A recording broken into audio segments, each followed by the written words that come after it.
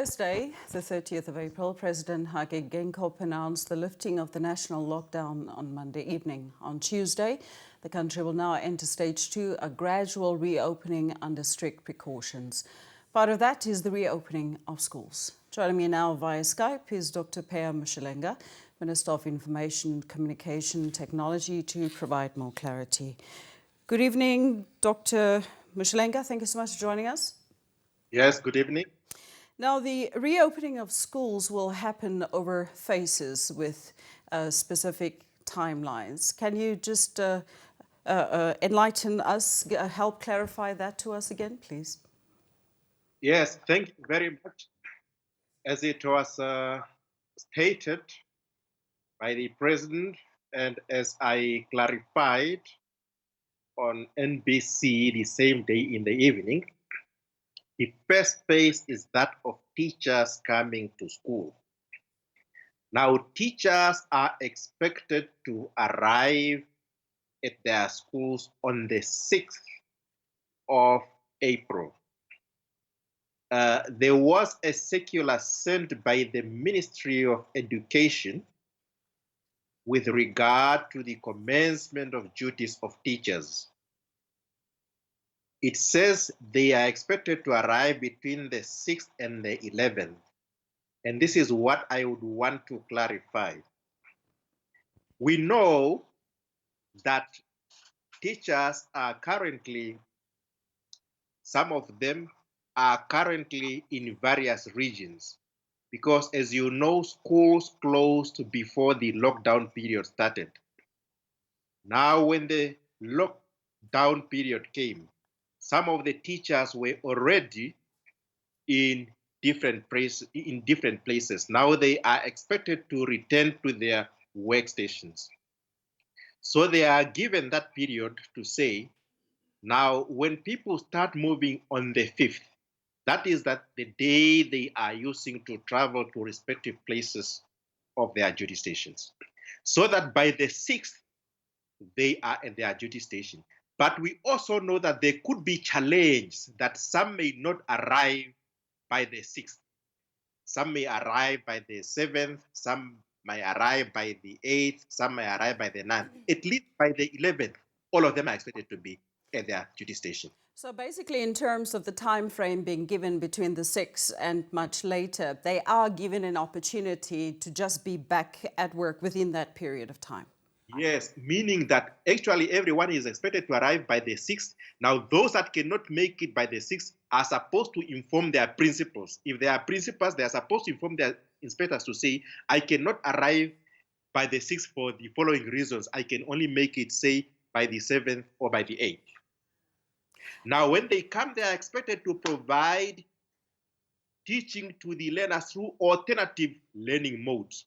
And they are also expected to prepare for teaching materials. Now, some teachers are saying, why are we the only ones that are coming?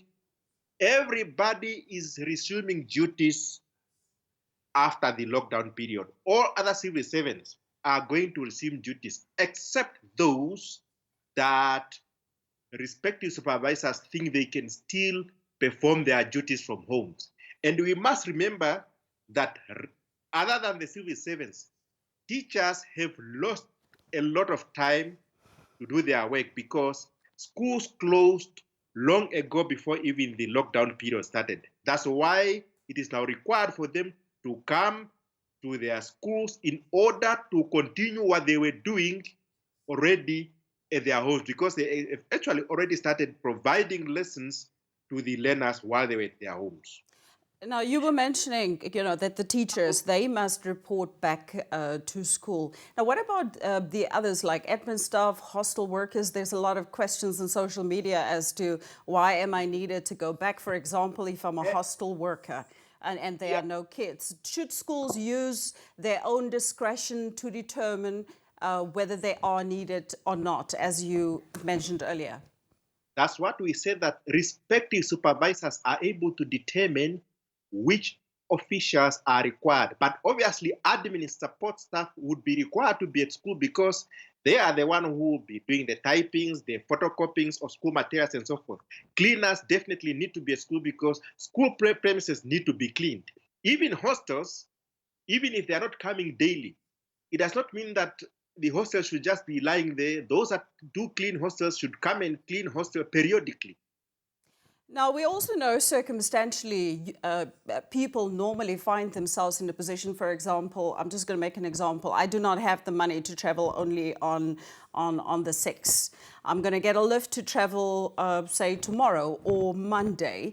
Will any leeway be given to those that has to travel from another town, for example, to Windhoek?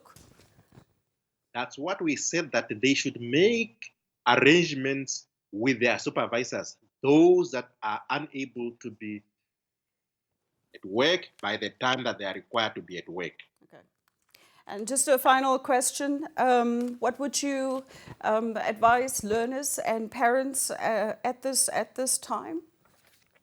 Parents should be supervising the learners at home because they are being given homework by the teachers to ensure that they are not left behind by other learners. It is the duty of the parents to supervise what the kids are doing at home.